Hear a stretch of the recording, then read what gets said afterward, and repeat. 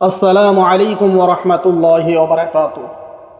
আমরা সর্বদাই এ কথাই বলতে থাকি যে এত ইনকাম করি আমার সংসারে অভাব দূর হয় না, এত ইনকাম করতে থাকি আমার ছেলের অসুখ, মেয়ের অসুখ, দিন দিন আমার নিজেরও যেন একটা না একটা বিপদ লেগেই আছে।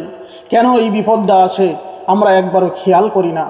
আমরা কখনো চিন্তা করি না যে এমন বিপদ আমার সংসারে কেন লেগে থাকে, কেন আসে এমন বিপদ, কেন এরম মুসিবতগুলো আসে, সংসারে বরকত কেন হয় না, সংসারে বরকত কেন শেষ হয়ে যায়।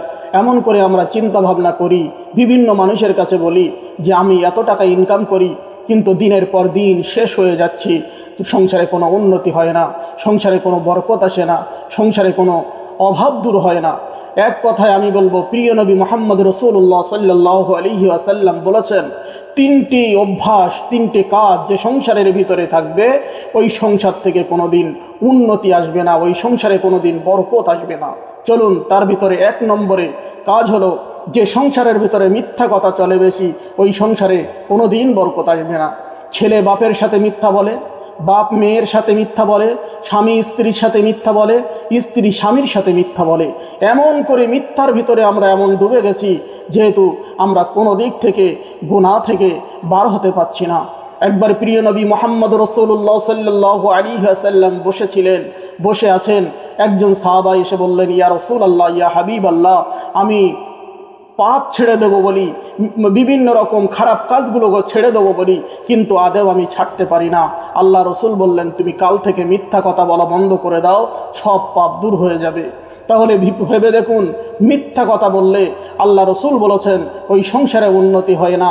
আর মিথ্যার ভিতরে ডুবে থাকলে, যে সংসারের মানুষগুলো মিথ্যার ভিতরে ডুবে থাকে, ওই সংসারে বরকত আসে না। আল্লাহ পাক রব্বুল আলামিন আমাদের মিথ্যা থেকে যেন হেফাজত করেন।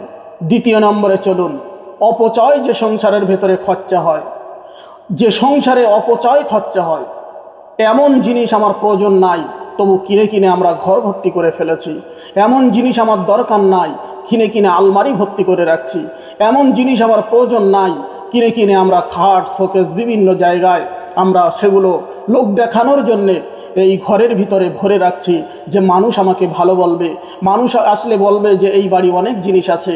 এইরকম করে অপচয় যদি আমরা করতে থাকি, আরও ভেবে দেখুন, আমরা রান্না যেগুলো খেতে পারি দরকার বিশেষ, সেইগুলো ছাড়া আমরা বাড়তি অপচয় খরচা করি, বিভিন্ন রকম রান্না করি, সেটা দেখা যাচ্ছে খেতে পারি না, আবার ওইগুলো ফেলে দেই।